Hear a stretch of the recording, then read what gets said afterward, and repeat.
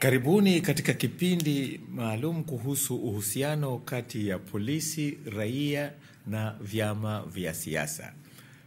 Humu studio wageni wetu leo ni Jesse Kwayu ambaye yuko mkonongo kulia hapa. Yeye ni mhariri mtendaji wa Nipashe, na kule pembeni ni Irinei Kiria ambaye yeye ni mkurugenzi mtendaji wa Sikika. Na mimi ni Hamza Kasongo. Karibuni sana na asanteni kwa kuja. Kama vile wote tunafahamu, kutokana na kifo hiki cha mwandishi wa Channel 10 Daudi Mwangosi huko Iringa, na kuzikwa leo kwa hakika jijini kwake huko Tukuyu, kumekuwa na hisia na hamasa nyingi sana. Lakini kabla hatujaanza kipindi chetu, hebu tuchukue dakika 2-3 hivi tusikilize ushuhuda wa mwandishi ambaye alikuwa kwenye tukio pale. Eneo la tukio, hiyo sehemu ya pili, Daudi Mwangosi aliniambia, Francis Godwin, toa gari hapa eneo la tukio. Na hisi polisi wanataka kutumia nguvu ya mabomu, wanaweza kukuvunjia gari yako. Nilimwamuru dereva atoe gari, apeleke kama zaidi ya kilomita 2 toka eneo tulipokuwepo. Dakika 5 mbele, polisi walianza kupiga mabomu eneo lile pale. Na mwandishi mmoja wa Nipashe, Godfrey Mushi, alikuwa amekamatwa. Alipokamatwa Daudi Mwangosi, kwa uchungu wa kuona mwandishi anakamatwa, alitaka kuweza kuwahoji polisi sababu ya kumkamata mwandishi wakati wanamtambua ni mwandishi na atimiza wajibu wake. Ghafla iligeuka kwa Mwangosi, akaanza kupigwa virungu kama mhalifu. Wakati anapigwa Daudi Mwangosi, kwamba mimi nilienda kwa uchungu kwa sababu mimi mwenyewe tayari nilikuwa nimepigwa mabomu, kwamba moshi moshi kama nimechanganyikiwa, kwamba macho yamevimba. Ikabidi kabla wakati Mwangosi anapigwa kule, mimi nikakimbia, tukawa na askari wawili wa Field Force. Nao walikuwa hawakuvaa kitu chochote usoni, nao kama Afrika na ule moshi. Tukakimbia, mimi nikaenda kuvunja mlango wa nyumba moja ya mwana kijiji pale, ampata tusamee pia. Kuvunja mlango kwamba lengo letu tuweze kutafuta maji kunao. Maji hatukuyaona. Tulipata debe moja la ulanzi ambalo kwa ameweka pombe ya ulanzi. Tukaweza kunao usoni, na mtu mmoja anaitwa Makene akaniambia, Godwin, maji haya hapa, chukua nao maji. Maji yalikuwa maji ya kopo. Kwa hiyo nikanawa maji, kama msifikiche macho, askari msifikiche macho. Baada ya hapo kwamba nikaondoka kule, Mwangosi anaendelea kupigwa, huku mimi naendelea kushuhudia tukio. Nikaenda pale, nikawa nawaita wale askari, poti kafanya nini? Naombeni mwacheni. Nikawa namshika Mwangosi, mwenyekiti, ondoka, achana naye twende. Akasema, mdogo wangu, sasa mimi pia nimeoa dada yake, na mdogo wangu shemeji la kufa, lakini pote lea pote. Natoka, akaniambia, Godwin, wewe nenda, wacha waniue. Natoka mimi kama umbali wa kama hatua 10, nikasikia mlipuko kama bomu. Nashuhudia mwili Mwangosi amebaki kama uji. Yule askari anapiga kelele, alikuwa Mwangosi amemshika miguu kwamba mniue tu. Anapiga kelele, afande nimekufa, afande nimekufa. Kuangalia askari kachanika. Mimi kwa uchungu kama nikawa natoka kwenda pale kuhakikisha kwamba kweli Mwangosi amekufa, kwa sababu macho mimi yalikuwa yanasumbua kwa ajili ya mabomu, nikawa siamini. Fika pale kwamba kweli naona mwili wa binadamu na kwanza umechakaa. Nataka kwenda pale kupiga picha, askari kama wawili wakanionyeshia bunduki. Na vile wananionyeshia bunduki huko, wanatahadharisha. Kwa hiyo nilikimbia, nikaenda kukimbia polini. Nikawa nimepotea kwenda kutokezea msitu wa Sawi. Nilipofika msitu wa Sawi kama umbali wa kilomita 15, nikapiga gari simu ile gari niko nayo kwamba bwana niko. Wakaja wakanichukua, nimeondoka. Lakini baada ya hapo kwamba nikaenda mortuary, tukafika kwetu tukaona kuwa wanashusha ule mwili. Kajitahidi kuweza kuhifadhi mwili wake vizuri, na wale manesi kuomba ni uangalie mwili wake. Kweli mwili ulikuwa hautamaniki. Lakini baada ya hapo wakati natoka Mafinga, kwa sababu gari yangu mimi toka naondoka niandika press Nuru FM, kuna mmoja akanifuata akaniambia, Godwin, kwa sababu ulikuwa unawasiliana na vyombo mbalimbali vya habari, unatafutwa, tunakuomba, tunakupa taarifa ya siri, toa hizo alama zote ambazo zinaweza kukutia matatizoni. Kwa hiyo nikawa naondoka, nafika Kinyanambo, naona kuna gari mbili nyuma zinakuja. Nikipunguza mwendo ndizo zinapunguza. Nikipunguza mwendo napunguza. Bahati nzuri kwa na malori mbele. Nikamwambia dereva, pote atakaa mbele kuna gari. Jaribu ku-overtake hizi gari za mbele. Tuli-overtake. Tulipofika na tukakutana zenyewe zinakuja mbio. Nikaingia mimi hoteli moja inaitwa Garden. Nikaingia pale na wao wakaingia. Nilipoingia mimi nikatoka, nikageuza kana narudi mjini. Nilipogeuza kana narudi mjini, wakana subiri. Wakuta nao wanatufuata. Baadaye niliondoka kupita njia za panya. Ikabidi kwa mara ya kwanza kuweza kuongea redioni, sababu wao walikuwa wanasikiza redio mbalimbali za Iringa. Kwamba jamani, nimerudi, nipo mochwari hapo hospitali ya wilaya, naendelea kuwepo hapa. Nafikiri taarifa ile ikawa imewafeki polisi, wakaenda kule, mimi ndio ikawa pona yangu. Huyo ni Francis Godwin ambaye yeye alikuwa ni katibu wa Daudi Mwangosi marehemu sasa, ambaye alikuwa ndio mwenyekiti.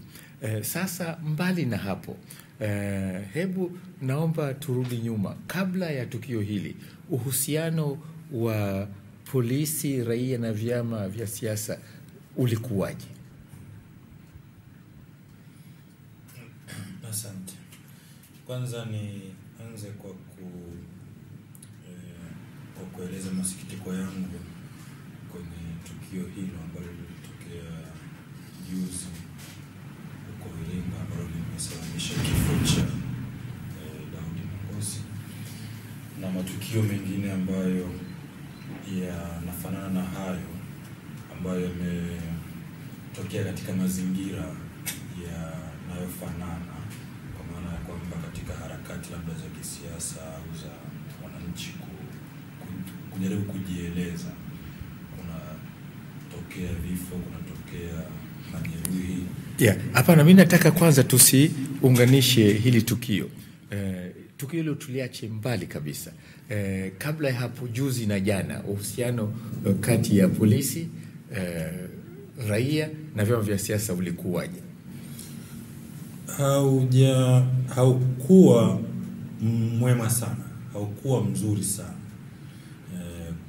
Na nafikiri ndio nilikuwa naelekea hapo, kwamba kuna viashiria ambavyo vilikuwa vinaonyesha kabisa kwamba uhusiano huu kwa kipindi cha hivi karibuni haujakuwa mzuri, hasa unapohusisha sasa jeshi la polisi na vyama vya siasa hasa vya upinzani na wananchi ambao kwa namna moja au nyingine wanajaribu kujieleza au kukosoa serikali au kudai haki yao.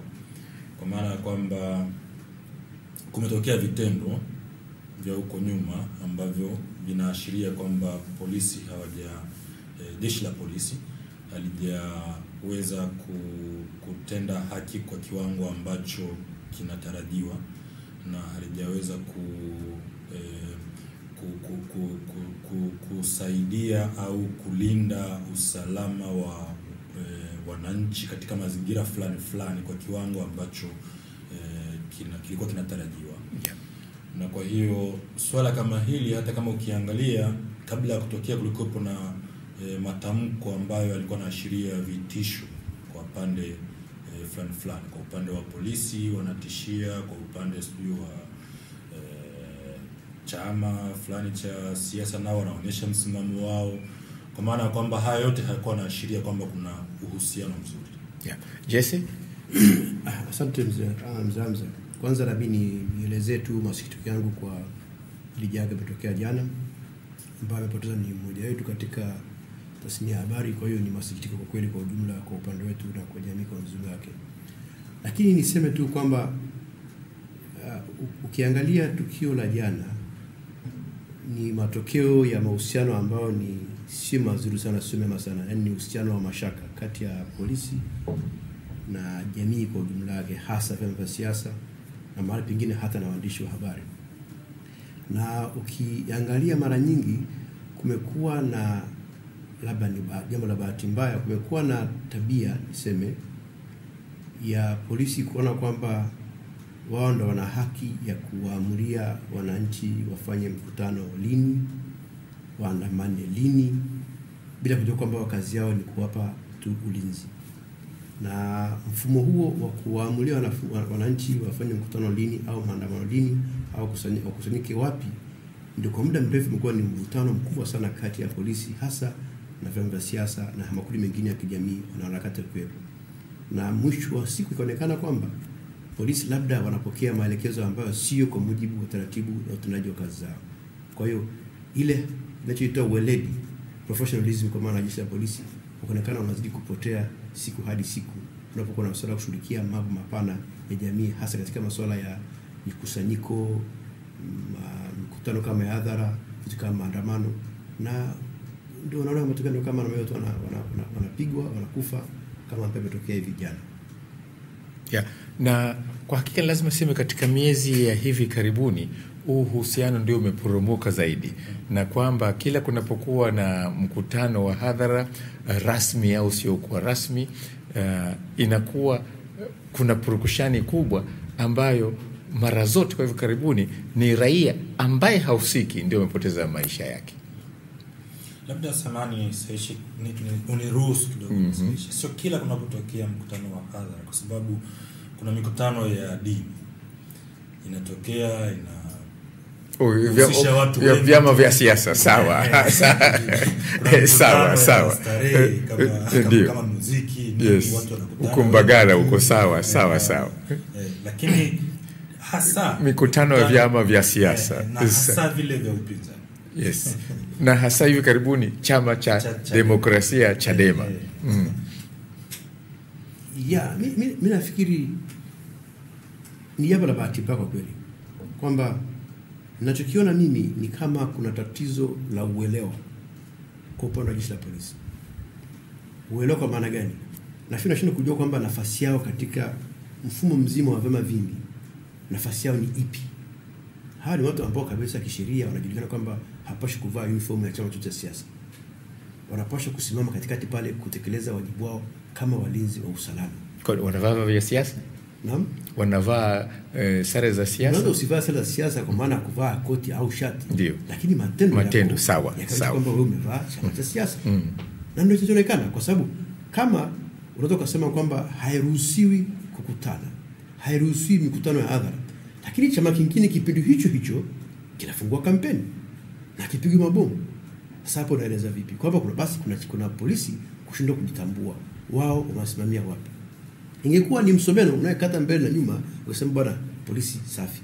Lakini ukikata tu upande mmoja hivi, sema polisi hapa mnakosea, na hiyo inaamsha hasira kwa makundi mengine ya kijamii.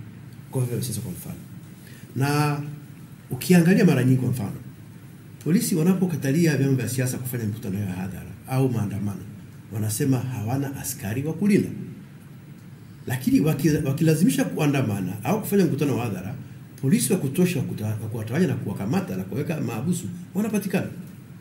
Sasa ni kweli walikuwa hawana polisi au alikuwa hawataki tu watu wafanye mkutano hiyo? Kwa kumekuwa na hiyo hali fulani vya sitomfahamu kati ya polisi wanavyo behave katika matukio tofauti ya vyama vya siasa. Hawa wanakuwa na nafuu, hawa wanabana mbavu. Na hii inaleta hii jazba ambayo ile sasa hivi hapa na ni hatari kwa nchi. Lakini hivi karibuni jeshi la polisi limesema kwamba baadhi ya vyama vya siasa hasa vya upinzani vimekuwa vinatumia ubabe na wakati mwingine kuvunja sheria. Vile na vyama vya siasa hasa vya upinzani vimekuwa vinasema polisi wao sio msumeno wa haki kama nilivyosema Jesse hapo. Haionekani kwamba wanakata kila mahali, isipokuwa wanakata upande mmoja, upande mwingine wafanye. Yaani upande wa upinzani unakatwa, chama tawala CCM hakiguswi. Ni kweli, kwa sababu kweli yani vyama vya upinzani vinatumia mabavu? Hapana.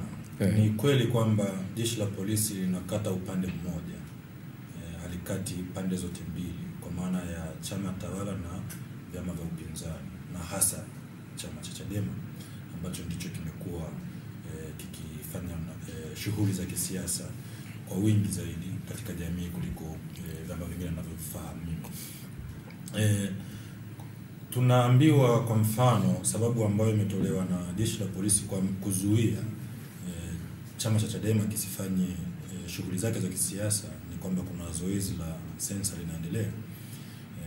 Sababu hiyo inaweza ikawa ni sahihi kama ita-apply, yani itahusisha kila chama na kila kundi kwamba wasifanye vitendo kama hivyo. Lakini tunaelewa kwamba chama cha CCM kinaendesha chaguzi zake sasa hivi nchi nzima ndani ya chama, na chaguzi hizo tumeshuhudia hata sehemu zingine wagombea mpaka wametoleana bastola.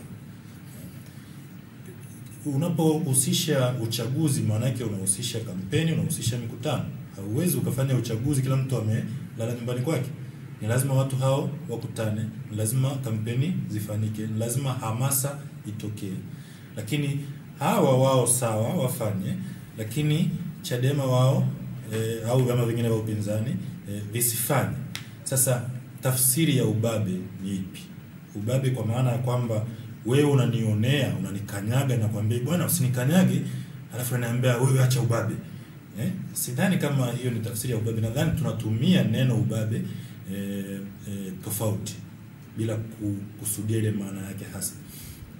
Ingekuwa kwamba vyama vyote vimepewa amri kwamba visifanye mikutano, visifanye kitu chochote mpaka zoezi la sensa liishe, alafu Chadema peke yao ndo wakajikuta wanafanya hivyo vitu, basi tutasema kwamba Chadema kweli wababe. Lakini hiyo sio. Chadema kwanza walitii, na ukumbuke, na ninavyokumbuka mimi ni kwamba kuna walisitisha nafikiri mpaka kamishna wa sensa alipoongeza muda. Mpaka alipoongeza muda. Lakini la pili ni kwamba tukio hili lililoleta hiki kifo ilikuwa sio tukio lile lililokuwa limekatazwa la awali na polisi kwa jinsi ninavyoelewa mimi. Ilikuwa ni tukio la kufungua tawi la chama. Ni zoezi dogo la ndani. Sasa kwa nini hutaki chama cha siasa kifungue tawi lake? Na kama anavyosema mwenzangu hapa, unapeleka jeshi kubwa zito kwa ajili ya kwenda kuzuia, lakini eti huna uwezo wa watazama au kuwasaidia kuwalinda waweze kufanya lile zoezi kwa amani. Kwa hiyo ili neno ubabe kwamba sijui wamezoea kuleta vurugu, ingawaje mimi sio mwanachama wa Chadema, mimi nahisi kwamba kwa jinsi ninavyofuatilia matukio nahisi kama vile ni matumizi mabaya ya maneno haya. Jesse, mimi sitaki sana kuzungumza kwamba kuna swala ubabe, ila nitaka kusema kwamba nitoe mfano mdogo. Ukiwa kwenye room kama hapa tulipokaa hapa hivi, ukamfungia paka mwizi ndani, ukaanza kumtandika bakora, utampiga atakimia kwenye kona pale, utamtandika, mwisho yule paka atasimama na wewe, atapanda na wewe, atakuparua, atakujeruhi. Kwa hiyo kinachotokea sasa hivi ni matokeo. Tunadili na matokeo. Ni kwa nini reaction ya namna hii kwamba basi kama mtaka turuhusu kufanya mikutano, tunafanya mikutano hivyo hivyo, tutaandamana hivyo, kwa sababu wanakuwa pushed, wanasukumwa kwenye ukuta kwa muda mrefu. Na utakumbuka mikutano mingi sana ya Chadema, maeneo mengi polisi wamekuwa wanatoa visingizio vya kuikatalia. Kumbuka matukio ya Januari 2011. Januari 2011 unakumbuka alishatokea, ni mkutano tu, maandamano ya kawaida, wanajieleza kutokuridhishwa kwao na uchaguzi wa meya. Matokeo yake wameuawa watu 3. Sasa baada ya watu kufa, siku wanafanya maombolezo, walifanya maandamano yanafanana yale mji mzima bila askari polisi hata mmoja, na hakuna mtu alirusha jiwe. Sasa Morogoro juzi wanasema kwamba barabara hazitoshi. Sasa kwa hiyo kama barabara hazitoshi, tusubiri zikue barabara ndio tufanye mkutano wetu au tuandamane? Mimi nafikiri vikwazo vya polisi ndio vinahamisha hisia mbaya kwa vyama vya siasa, na matokeo yake nchi inakuwa katika hali kama hiyo ya mchafuko namna hiyo, kwa sababu polisi imeshindwa kuwa responsible kwa majukumu yake ya kiweledi kama polisi walinzi wa usalama. Sasa matokeo yake hayo ndio tunaona sasa hivi zinaenda tume kuchunguzana bala kusonga mbele. Mimi nafikiri tukubaliane kwamba vyama vya siasa vina wajibu wao wa kujitangaza kwa wananchi, kufungua matawi yao, kufanya mikutano yao, alimradi havunji sheria. Sasa ukatalia hata kufanya mikutano ya hadhara, sasa wafanye nini? Wajitangaze vipi? Wajiimarishe vipi? Kabla ya kuzikwa kwa Daudi Mwangosi hii leo, IGP pamoja na kundi kubwa la wataalamu au vigogo wa polisi walikwenda zao kule Iringa. Na hebu tumsikilize IGP Saidi Mwema alisema nini kuhusu kifo hichi. Kwa msiba uliotokea, kwa majeruhi waliotokea, kwa vurugu zilizotokea, kwa sababu vurugu zinakwaza shughuli nyingi za maendeleo. Lakini msingi mkubwa nilioujia ni kuja kukazia utii wa sheria. Hii nchi inaendeshwa kwa utawala wa sheria, na kwamba ni lazima kila mtu, kila taasisi, kila chama, hata na sisi polisi pia, ni lazima tufanye shughuli zetu kwa kutii sheria za nchi. Kwa hiyo nimetoka hapa, nilipofika nimeenda kwa mkuu wa mkoa, nimepata report, nimekaa na viongozi mbalimbali wa vyama vya siasa kwa kushirikiana na kamanda wa polisi wa mkoa. Nimekwenda kwenye eneo la tukio lilipotokea, nimekwenda hospitali kuwaona wagonjwa, na kimsingi kutokana na mambo yote haya tuliyoyakusanya kutokana na tukio hilo, mpaka sasa kuna viongozi 7 na watu wengine 32 ambao inafanya jumla ya watu 39 wamekamatwa. Na kwa sababu kwenye safari hii nimeongozana na mkurugenzi wa upelelezi wa makosa ya jinai nchini, sasa wao wako kwenye kazi ya kufuatilia tukio zima. Nini kimemuua marehemu Mwangosi, na mlipuko ule ni wa nini, kwa sababu gani na mazingira gani? Ni swala la kisheria. Fujo zilizotokea, kufanya mkutano wa hadhara, kufanya mikutano kipindi cha sensa, yote haya ni mambo yanayochunguzwa kwa pamoja. Lakini niseme kimsingi, iko sheria imetolewa chini ya sheria za takwimu ikitaka swala la kipindi cha sensa watu waende kutoa takwimu za sensa, na watu wanaokwenda kwenye sensa wanatakiwa tangu saa 12 asubuhi mpaka saa 1 usiku. Hilo ni hitajio la sheria, halikuwa ni hitajio la polisi. Utoaji wa sensa katika mataifa yote duniani ni jukumu muhimu, linachukua miaka 10 kwa nchini kwetu.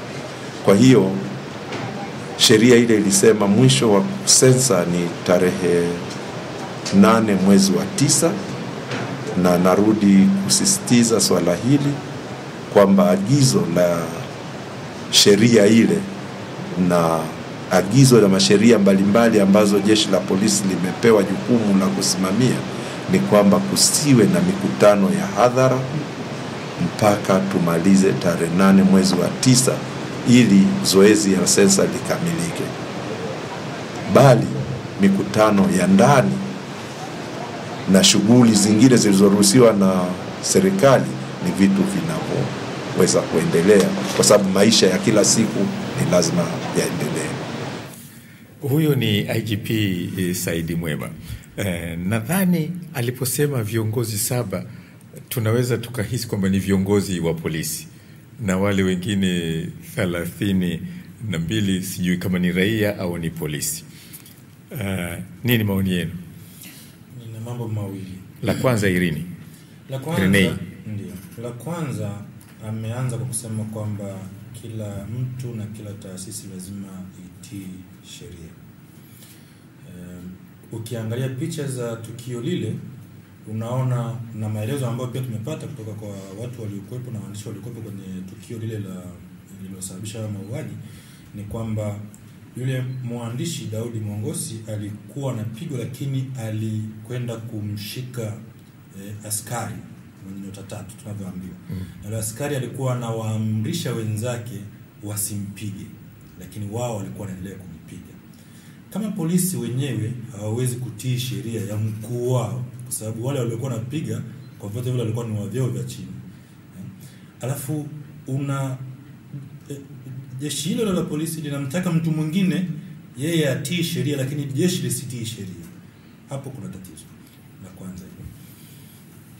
La pili ni hilo lilosema kwamba viongozi 7 wamekamatwa. Nataka niamini kwamba waliokamatwa hao 7 anawataja ni wale polisi ambao sisi tunawaona kwenye picha. Na sidhani kama wote walikuwa ni viongozi. Kwa hiyo labda hilo neno sasa viongozi 7, hilo neno viongozi itabidi kidogo litafutiwe maelezo.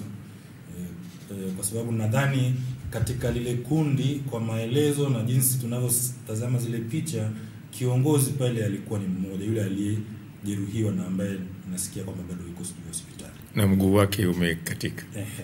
Na kwenye ile picha tunavyoona sisi kwenye picha zote ni kwamba kuna askari pale anaonekana kabisa na anaweza kutambulika, ameshikilia bunduki, amemuelekeza marehemu.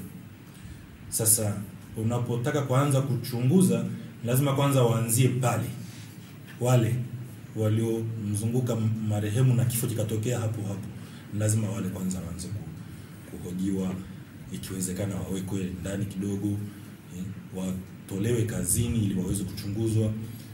Huwezi kuanza kwenda kutafuta viongozi wa chama cha siasa kilichoitisha mkutano ukaacha kuanzia pale ambapo tukio lilipotokea, kwa sababu tunazungumzia swala la kifo. Huwezi kuunganisha kifo na uamuzi wa kuitisha mkutano. Inapokuja kifo kinakuja juu ya vitu vingine vyote. Nani ana mamlaka ya kuua mtu? Hakuna. Nani ana mamlaka ya kuruhusu mtu mwingine auwe? Kwa maana kama IGP kwa maelezo yake ninahisi kama anaridhia kitendo kilichotokea. Sidhani kama ana mamlaka ya kuamrisha askari wake waue mtu. IGP anaridhia? Kwa maelezo jinsi ninavyomsikiliza, tafsiri yangu mimi. Sawa. Jesse, tafsiri yako? Mimi kwanza ni shangae kidogo. Hao wanaosema ni viongozi wanaokamatwa si viongozi wa polisi.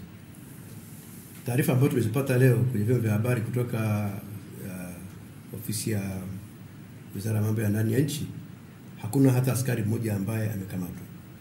Kwa hiyo tunaashumu kwamba waliokamatwa ni viongozi wa chama cha siasa na wananchi wa kawaida ndio wanafanya ujumla watu 30 na ngapi hao wako ndani. Lakini niseme tu kwamba katika mazingira ya kawaida kabisa ya uhalifu na nini hivi, kuna watu wanaitwa suspect. Suspect ndio nini? Watu yani wanaoshukiwa. Watu watuhumiwa.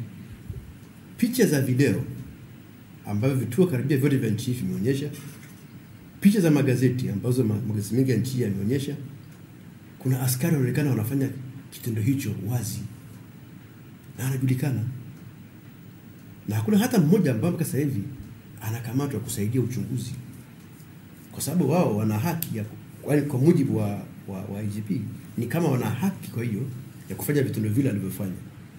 Sasa IGP anakwenda mpaka kuzungumza kwamba kuna tangazo la serikali kuhusu sensa na kila mtu lazima atii. Naamini Chadema walitii. Walizungumza na watu wa Chadema, nakumbuka wiki iliyopita ile, na wakasitisha operation yao kule Iringa. Na Morogoro. Iringa. Yes. Na hata hiyo tukio la jana ilikuwa ni tukio la kwenda kufungua tawi moja baada ya lingine. Na kwa kweli hilo ilikuwa ni tawi la pili kufunguliwa, ile la jana ambao msiba kifo kimetokea. Walifungua la kwanza, wakaondoka zao kwenda kufungua la pili. Pale ndio katokea hilo lilitokea la kutokea jana. Kwa hiyo ukisema kwamba kuna watu ambao hakutii sheria, si kweli, kwa sababu Chadema hawa wamekuepo Iringa toka walivyosimamishwa katika operation za wazi. Wako wanafanya shughuli zao mle Iringa ndani mle wakusubiri sensa ishe wafanye shughuli zao. Lakini mimi bado ninashangaa kidogo. hivi mbona kuna watu wengine wanafanya activity ya kisiasa hatuoni polisi wakiwafuata katika kipindi cha sensa? Nimetoa mfano mmoja tu awali hapa kwamba kuna watu wamezindua kampeni za siasa, kampeni za mikutano jimbo la Bububu. Kiongozi mkuu wa serikali amezindua na mbwembwe nyingi kabisa. Picha zimepigwa, habari zimeandikwa. Mbona hamna arrest pale? Mbona hajaambiwa wamevunja sheria? Kwa hiyo tunarudi kwenye ile dhana kwamba hizi sheria za nani? Za upande mmoja tu, pale vile sio sheria. Sasa ukishakuwa na mazingira namna hiyo kwamba fulani afuata sheria, mwingine anafuata, then unakuwa umesha create hiyo hali. Kwa hiyo IGP ni bahati mbaya sana kwamba tukio linatokea sasa hivi. Lakini matukio haya yamekuwepo mengi mno. Mengi mno. Nakumbuka wakati bunge kwenye session hapa mwaka huu. Singida kafa mtu. Mkutano wa chama cha siasa, wengine wamekodishwa na magari wamepelekwa pale kuna kuvuruga. Kakamatwa nani? Mimi ninachokijua sasa hivi hapa kuna viongozi wa Chadema wana kesi mahakamani. Waliopeleka watu pale na magari wako wapi? Wanajulikana, walitajwa? Hakuna hata mmoja amekamatwa. Sasa polisi wanajenga mazingira ya fujo katika nchi. Huo ndio msomo wao. Yeah. Samahani. Naam, Irini. Nadhani hii kauli ya IGP kidogo imenikera. Na nadhani imeonyesha wazi kabisa kwamba anawajibika na vitendo vya polisi kujeruhi na kuua raia kwa makusudi. Na tafsiri yangu narudia tena tafsiri yangu kwamba inaonekana yeye anaunga mkono hivyo vitendo na inawezekana pengine anawaagiza wafanye hivyo. Na kwa hiyo ningependa kumuomba kwamba akiona kwamba hataweza kutii sheria yeye mwenyewe apumzike.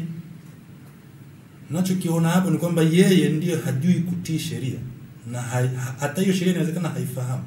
Kwa sababu huwezi kuwa na sheria ambayo inabagua na huwezi kuwa na sheria ambayo inakupa wewe mamlaka kwamba kila raia utakavyomtafsiri wewe kwamba ameacha kutii sheria umuue au umpige virungu au umpige mabomu. Hakuna sheria ya namna hiyo. Yeah. Si amesema kwamba kuna kamishna wa makosa ya jinai Robert Manumba amemwacha ili tafute uchunguzi wote huo. Na mbali na hivyo baada ya kifo cha Mongosi vile vile watu wengi wanyanja mbalimbali walikuwa wanataka tume huru iundwe. Na hivi leo Dr. Emmanuel Nchimbi, waziri wa mambo ya ndani ya nchi, ameunda tume ya watu 5 ambayo itakuwa mwenyekiti wake ni jaji mstaafu Stephen Ihema, na vile vile yuko mwanahabari mwenzeno ambaye ni mhariri wa magazeti yote ya Mwananchi Theophil Makunga. Halafu na Pili Mtambaliko ni mwanahabari vile vile wa kike na yuko kwenye baraza la habari la Tanzania, na vile vile yuko mwanamama mwingine ambaye yeye ni cheo cha juu kabisa, kanali ni Kanal Wema Wakwe ambaye mtaalamu wa kutegua mabomu, na mwisho kabisa yuko naibu kamishna wa kutoka makao makuu ya polisi Isaya Mungulu. Hii itafanya kazi yake kama inavyotegemewa? Napata tabu kidogo kuweza kutoa tathmini hasa ya uwezekano wa kupata taarifa hasa na kufanya kazi hasa kwa hiyo kamati, kwa sababu kwanza ukiangalia watuhumiwa wamo mle ndani ambao ni polisi mmoja na wizara ya mambo ya ndani ndo baba wa utuhumiwa yote hiyo, ndo watendaji wake. Kulikuwa na hisia, watu wamezungumza toka juzi kwamba labda ingeundwa tume huru ambayo inahusisha ambayo inaundwa katika level ya juu kidogo na Mheshimiwa Rais, ambayo itakuwa na uwezo vile kumhoja hata mtu kama IGP. Sioni uwezekano wa ile kamati iliyoundwa kwenda kuchunguza mabosi wakubwa kabisa wa jeshi la polisi. Kwa nini? Sioni kwa sababu Jaji Hema ni mtu mdogo? Sio mtu mdogo. Kuna sheria nimeisahau, lakini kuna sheria ya uundaji wa vitu hivi ambayo inakuwa na ile nguvu ya kimahakama kidogo. Nakumbuka ambazo zimesha kuundwa hapa, tume zikafanya kazi, ni tume tume ambazo zinaundwa na rais, ni madaraka makubwa kidogo juu ya hii ya waziri. Kwa hiyo nafikiri ndio waziri amejaribu kuja na hiyo njia ya kuunda hiyo kamati, lakini nilikuwa nafikiri kwamba mimi tungekwenda hatua kubwa zaidi. Tatizo la ndani ya jeshi la polisi ni kubwa kuliko kamati ndogo hii. Ni kubwa zaidi, ambayo inahitaji ukubwa zaidi wa kuiangalia kwa upana wake na kusafisha kwa upana wake. Kwa sababu tunakumbuka awamu ya 4 ilivyokuwa madarakani ilijua ilikuwa na shida katika utendaji wa jeshi la polisi. Na rais katika hotuba yake ya mwanzo kabisa wakati alihutubia bunge tarehe 30 Disemba 2005 alisema hata acha majambazi watambe. Baada ya matukio mengi ya ujambazi ile, na kweli alikuja na strategy na kweli ilifanya kazi. Ndio walikuja kina Mwema madarakani hao. Lakini labda Mwema ameshakaa pale, ameshazoea kiti. Kwa ndio sababu matukio madogo kama haya shughulikia raia katika mambo kama haya yanakuja. Kwa labda mfumo mzima kwa jeshi la polisi, utii wake wa sheria, utendaji wake kwa kuzingatia taratibu za kikanuni na uweledi wa jeshi la polisi, uteuzi wa watu wake, kurekriti vijana kwenye majeshi haya ukoje. Labda ndio tunapata watu ambao sijui labda wana influence fulani. Kwa sababu ukiangalia ile picha ya jana ya yule kijana alivyouawa kikatili juzi, ile bunduki iko kabisa karibu na mwili wa mtu hivi. Anamwona huyu mtu yuko pale, akamlipona bomu la machozi. Bomu la machozi, nafahamu mimi sio askari. Ingali nimepata mafunzo ya JKT. Linatupwa ili kutawanya watu wa ule moshi. Polisi waweze kuarrest. Sasa mtu kazunguka na kikosi cha mapolisi kama 7-8 chini pale, unampiga bomu la machozi la nini? Kwa nini nasema kwamba kuna tatizo kubwa zaidi ya hili la kamati ndogo? Irinei kwenye kamati? Nadhani kwanza niungane na mwenzangu kwamba tatizo lilopo ni kubwa. Huyu aliyeunda hiyo tume yeye mwenyewe ni mtuhumiwa, na huyu aliyetoa tamko huko Iringa IGP ambalo limeonyeshwa hapa naye ni mtuhumiwa kwa kauli yake hiyo. Bado naendelea kusisitiza kwamba yeye ni mtuhumiwa, na inaonekana kabisa kwamba hajajua tatizo liko wapi, na kama hawezi kufika mahali na kuona tatizo liko wapi na kujiona kwamba tatizo ni yeye, basi hata hiyo tume itakapoleta ripoti yake si ajabu pia hata isitoke ikafanywa kazi au hata isiwe hadharani. Tumezoea hizi tume za namna hizi naundwa, alafu mwishoni si kuna waandishi wa habari safari hii wawili tena waandamizi kabisa. Lakini ukumbuke unapokuwa kwenye tume kuna viapo. Sidhani kama kila hatua unaendelea tu kuandika kujisemea unavyoviona au mnavyovijadili nini. Ni mpaka ukabidhi ripoti, yule aliyekutuma ndiye mwenye mamlaka ya kuitoa ripoti. Ndivyo ninavyoelewa mimi. Kwa hiyo pamoja na kwamba kuna waandishi wa habari, sidhani kama wana mamlaka ya kuweza kusema kile kilichopo kwenye ripoti kama mwenye ripoti hakuamua kuitoa ripoti. Lakini niendelee kusisitiza alichosema mwenzangu hapa. Yes. Tatizo ni kubwa, sio la hii tume.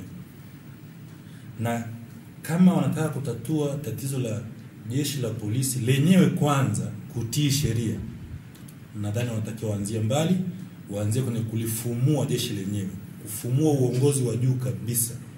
Sambaratisha kuanzia IGP, makamishina hawa wote, hata wapumzishe, wapewe tu watu wape tu pension yao, tuwalipie kodi wapate pension, lakini watu waachie jeshi letu tuweze kuliboresha, liweze kufanya kazi yetu vizuri, liweze kutulinda vizuri, liweze kutuhakikishia usalama wetu na uhai wetu. Sasa hivi jeshi la polisi limekuwa tishio kwetu sisi. Kila kunapotokea jambo ukiona polisi unahisi kwamba hapa naweza nikapigwa risasi au nikapigwa kirungu nikapata ulemavu ambao sitaweza kurecover. Sasa sidhani kama ni hivyo. Sio tu kwenye haya mambo ya hata ujambazi unaongezeka sana siku hizi. Pamoja na kwamba kuna taarifa nyingi kwamba wanapambana na ujambazi, lakini tunaelewa kwamba ujambazi unaongezeka sisi ambao tunaishi uraia. Kwa hiyo nadhani tume hii kweli naionea huruma, niseme ukweli. Naionea huruma kwamba watafanya kazi yao.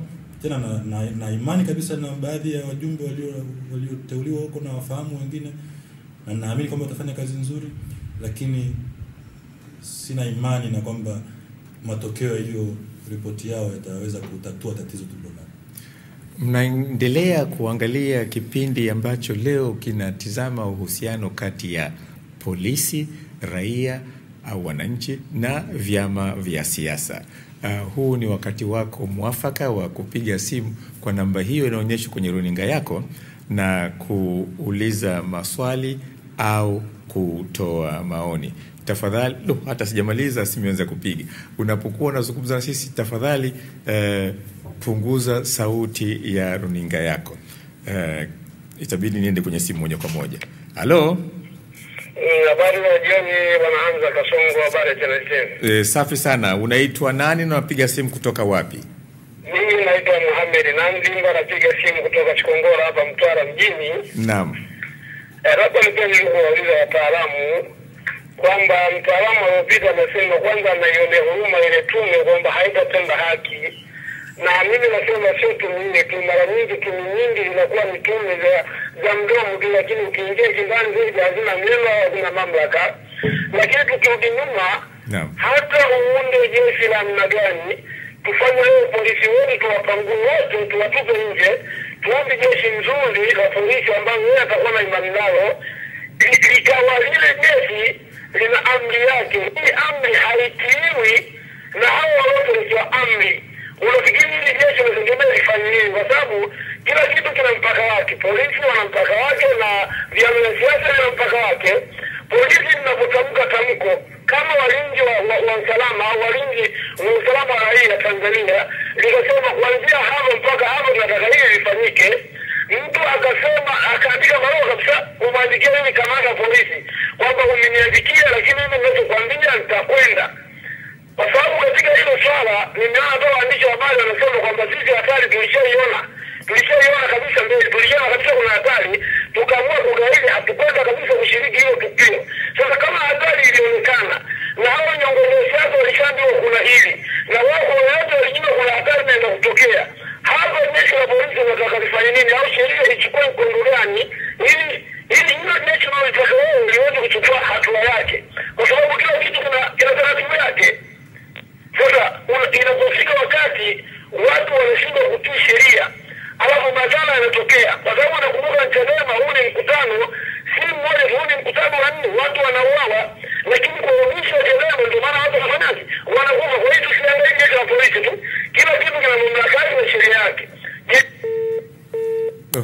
Huyo ni Bwana Muhammad kutoka Mtwara. Hatuwezi kumjibu kwa sababu kuna simu nyingine inaingia hapa. Halo? Halo?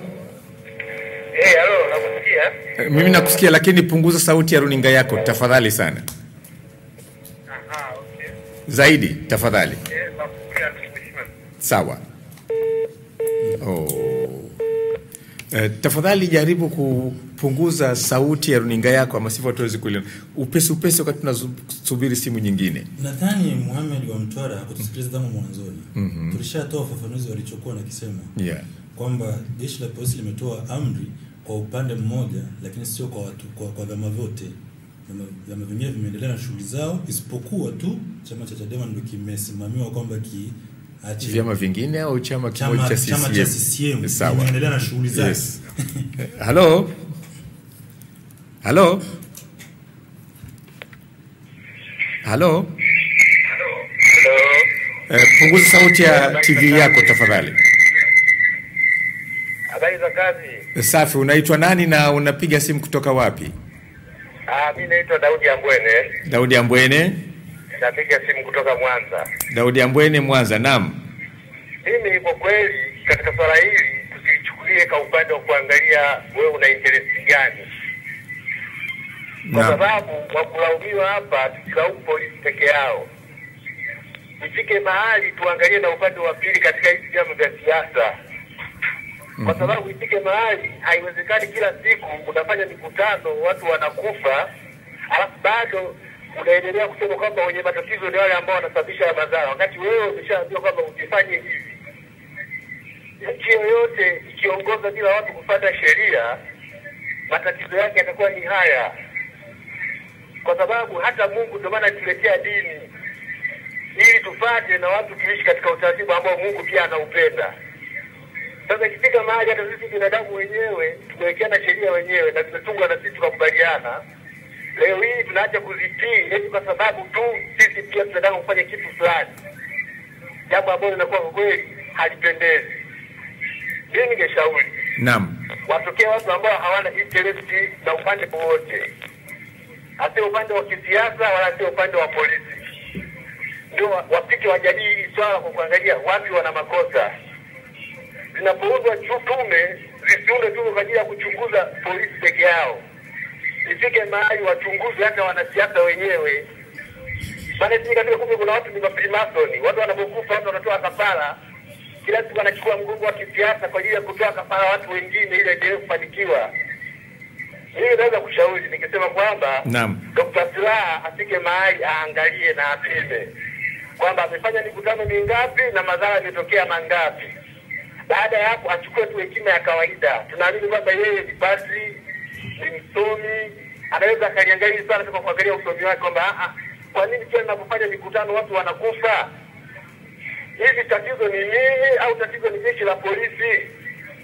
Kwa hiyo mimi nilikuwa napenda kuchangia hilo, pia tuchunguze na upande wa pili, tusiwaelemee polisi peke yao. Bwana Daudi Ambwene kutoka Mwanza, asante sana. Hatuwezi kujibu. Nadhani tustopisha simu ili tuweze kujibu. Hello? Hello? Unaitwa nani na unapiga simu kutoka wapi? Naitwa Jafet Mbwilo, naongea kutoka Kimara. Unaitwa nani? Naitwa Jafet Mbwilo, naongea kutoka Kimara. Jafet Mbwilo. Naam, Jafet Mbwilo. Punguza sauti ya TV yako alafu tuambie tafadhali Jafet. Okay, sawa. Mimi nadhani hata huyu msemaji ambaye amekuja kutoka sasa hivi uko Kimara hapa. Tafadhali jaribu tena. Tafadhali sana bwana Jafet Mbwilo. Yes, bwana Jafet Mbwilo. Hai, wakati tunasubiri. Yes. Labda niongee huyu mheshimiwa wa Mwanza bwana Daudi Ambwene. Daudi Ambwene anasema kweli wanasiasa wenyewe wajiangalie na wajitafakari. Lakini naomba ni vizuri tu akaangalia wajitafakari. Lakini hebu najiuliza swali moja hivi. Hivi polisi wangekuwa wanatoa ulinzi na usalama kwenye mikutano hii, haya yangetokea? Sawa. Halo? Habari za hapo studio? Nzuri sana. Unaitwa nani na unapiga simu kutoka wapi? Ninaitwa Isaya Yeremia, napiga simu kutoka Arusha. Isaya Yeremia kutoka Arusha. Ndio. Naam. Kwanza jambo la kwanza ningependa kusema hasa kwa huyo IGP tuliyemuona hapo. Tunaweza tukamfananisha na mbwa mwitu aliyevaa mavazi ya kondoo. Kwa sababu yeye amesimama hapo kwa maneno yake, kwa jinsi anavyojieleza, inaonyesha wazi kwamba ameridhia hivi vitendo. Na huyo ndugu aliyetoka sasa hivi kutoa mada hapo amesema kwamba ichunguzwe kama Dr. Slaa aweze kujiuliza ni kitu gani hasa kwa nini anapofanya mikutano matukio kama haya yanatokea. Lakini sidhani kama kwenye mikutano hii ya Chadema watu wanaanguka wanakufa tu peke yake. Kafara ingekuwa ni jinsi watu wanaanguka tu wanakufa, zingesema Dr. Slaa jiulize. Lakini watu wanapigwa na polisi, wanasema ametolewa kafara wakati polisi amempiga bomu kabisa huyo mwandishi wa habari.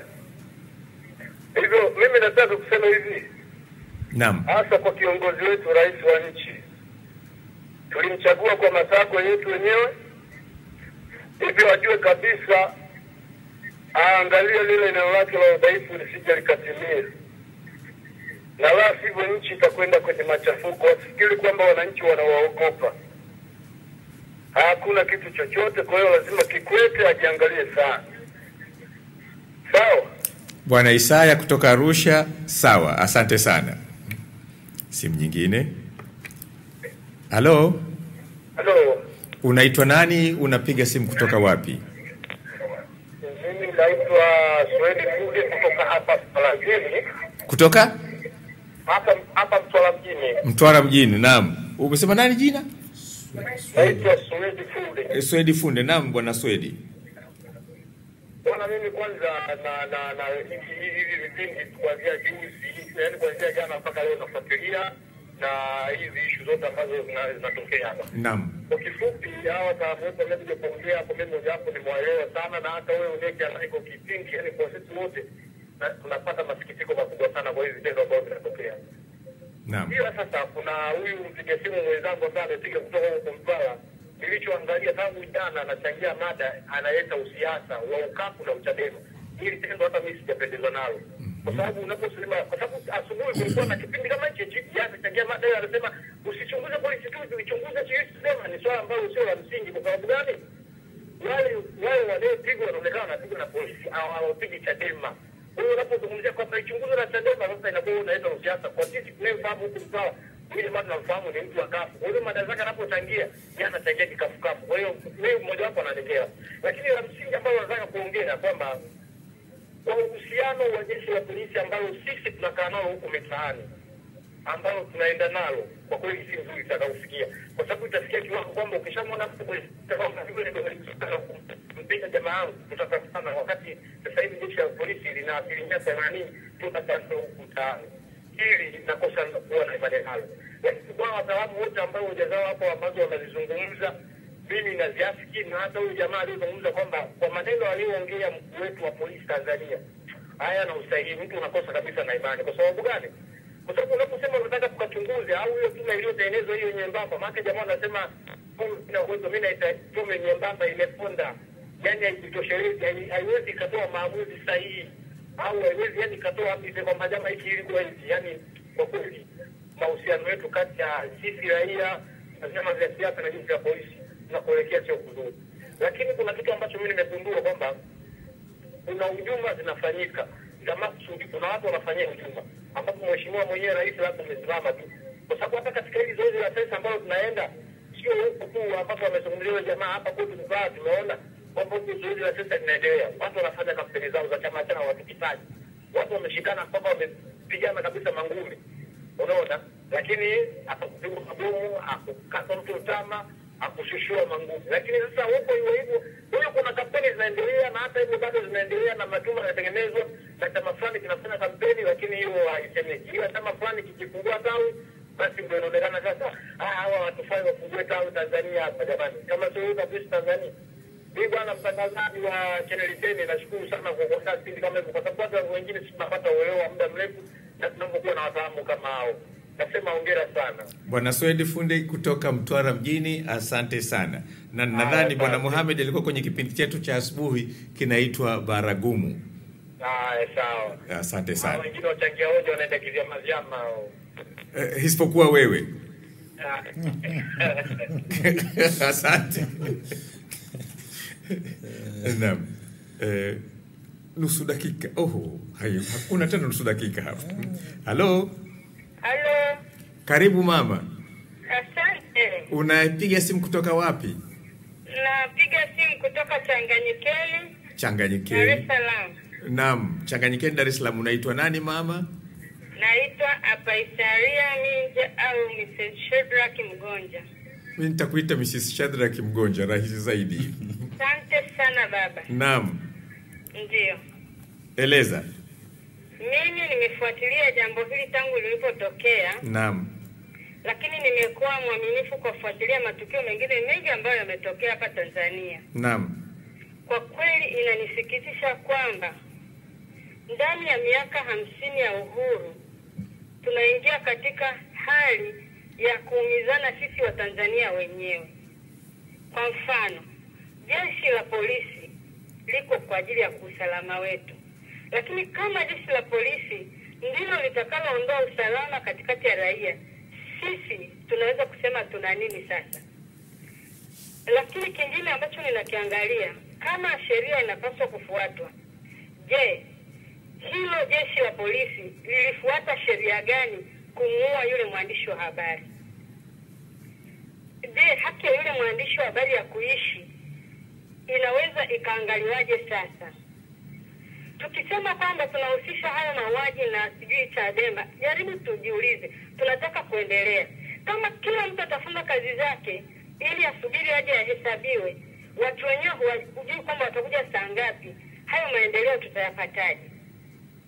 Wao kama walikuwa kwenye kazi kama watu wengine, kwa sababu nimeona katika wakati huu watu wengine wamefanya mazishi, watu wamekusanyika, lakini sikuona polisi, sikuona kitu chochote. Wale walikuwa kazini, na nafikiri wanatumia vizuri muda wao na fedha ambazo wananchi wamezichanga, ili wasipoteze muda wakisubiri muda wao kufanya mikutano ya nje. Kwa mimi naona kwamba hizi ni hujuma ambazo sio nzuri. Ama tuambie basi mimi kiko nyuma ya pazia. Hata waizi kuambiwa tu kwa sababu ya wale waliokutanika, wakikutanika Chadema, hata wanapokutanika wanaoleta fujo na wanaoumiza watu ni polisi. Mimi nakumbuka kuna wakati fulani mwaka 1995 nilikuwa Moshi. Niliona jinsi ambavyo polisi walikuwa wanalipua mabomu ya machozi hayo kwa ajili ya kutawanya watu waliokuwa wanamshangilia Agustin Mrema. Kweli mimi kile kitu kiliniuma, na mpaka sasa huwa kinanihonti, kwa sababu najaribu kujiuliza, hivi haki yetu sisi ya kuamua kukampenia watu fulani au kuchagua jambo fulani, kwa nini inahodhiwa kwa nguvu kiasi hicho? Je, hii Tanzania sio iliyoingia mkataba na sheria za kimataifa kwamba watu wawe huru kujiexpress, watu wawe huru kukusanyika, lakini kwa mambo mema na kufanya vitu vyao vyema? Jambo lingine nalojiuliza, je, wale polisi wanaoua watu kule migodini, je, nao hao ni Chadema? Yaani lazima sasa tuangalie tumetoka wapi, tuko wapi, tunakwenda wapi.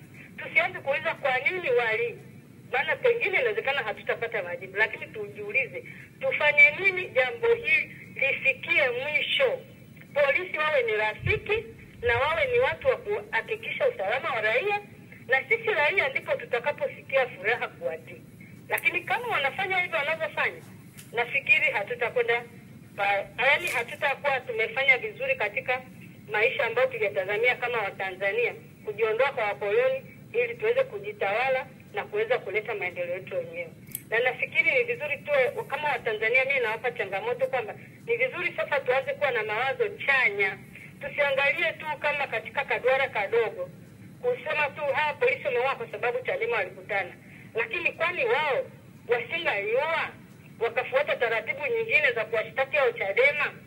Je, hapangetokea mwafaka mzuri?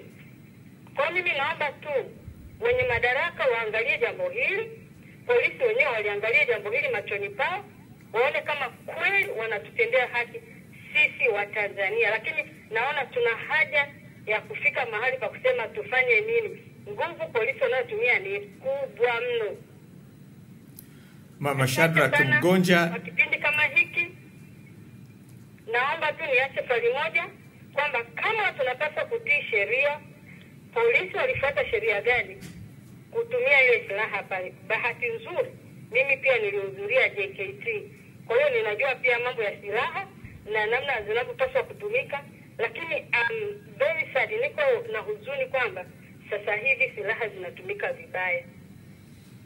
Mrs. Shadrack Mgonja, simu yako ndio ya mwisho, na kushukuru sana kwa sababu na muda wetu umekwisha. Nitawapa fursa wageni wetu dakika mbili zilizobaki wajumuishe kipindi chetu. Asante sana kwako na wote wale waliopiga simu tukapata, na wale wengine ambao wamejitahidi na hawakupata nafasi. Asante sana Mrs. Shadrack Mgonja. Asante. Haya, dakika mbili zimebaki. Mimi mzee Mza nilipata kusema siku moja kwenye mkutano mmoja wa wahariri na Mheshimiwa IGP, Kamanda Afanda IGP. Nikamwambia ninavyoona mwelekeo wa mambo, alikuwa na masuala juu ya ulinzi shirikishi na ulinzi jamii. Ninavyoelekea hali ambayo ilivyokuwa, kuna haja sana ya kulibadili sana jeshi la polisi.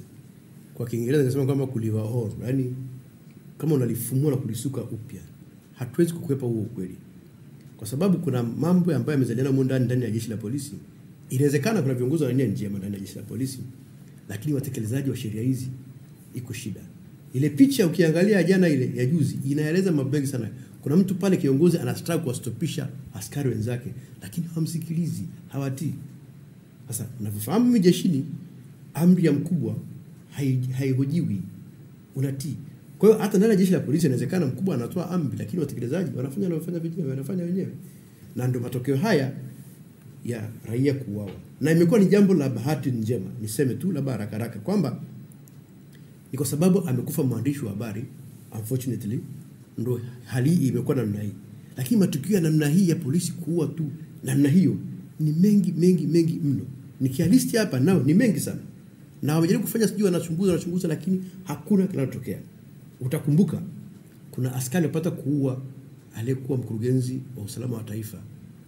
Hapa kwa hapa wakahukumiwa jela. Lakini wale watu wameachiwa siku za uraiani. Ndio tumefika hapo. Hivi tunapeka message gani? Kwa hiyo nasema kama tujitazame kama jamii, kama watu ambao tunataka kujenga nchi yetu vizuri, kama tulikuwa na vyombo vya usalama ambavyo vinaangalia raia, kama nchi ambayo tumebadilisha sheria nyingi na kuwa katika mfumo wa vyama vingi, mfumo wa demokrasia pana ya haki za kila mmoja, tujijenge na kutazama upya tunakwenda wapi na tumetokea wapi. Tunakwenda wapi na tumetoka wapi. Asante sana. Irinei, tufanye nini kasema Mrs. Chandra Kamgonja ili polisi awe rafiki yetu? Tutatue tatizo. Tumezoea serikali yetu, polisi wetu badala ya kutatua tatizo wanamtatua yule anayewaelekeza tatizo lilipo. Hapa tulipo tunasema jeshi la polisi limeshindwa kazi. Kwa kuanzia na IGP mwenyewe, hasa kwa kauli hii ambayo imeonyeshwa hapa kwenye kipindi hiki, ni vizuri kabisa kwamba kakaa pembeni. Jeshi limemshinda uongozi, na inawezekana pia kwamba hata timu yake imeshindwa uongozi. Wakae pembeni, kama rais hataki kuwaondoa, wao wamuombe rais kwamba wakae pembeni, rais yaunde timu nyingine, jeshi lingine. Hapa tulipo, na sikitika kusema kwamba ili jeshi limekosa imani kwa wananchi kwa namna zote zile. Nakushukuru sana. Hao walikuwa ni wageni wetu leo. Aliomaliza kusema hivi sasa ni Irinei Kiria, ambaye yeye ni mkurugenzi mtendaji wa shirika linaloitwa Sikika, na jirani yangu hapa ni Jesse Kwayo ambaye yeye ni mhariri mtendaji wa gazeti la Nipashe.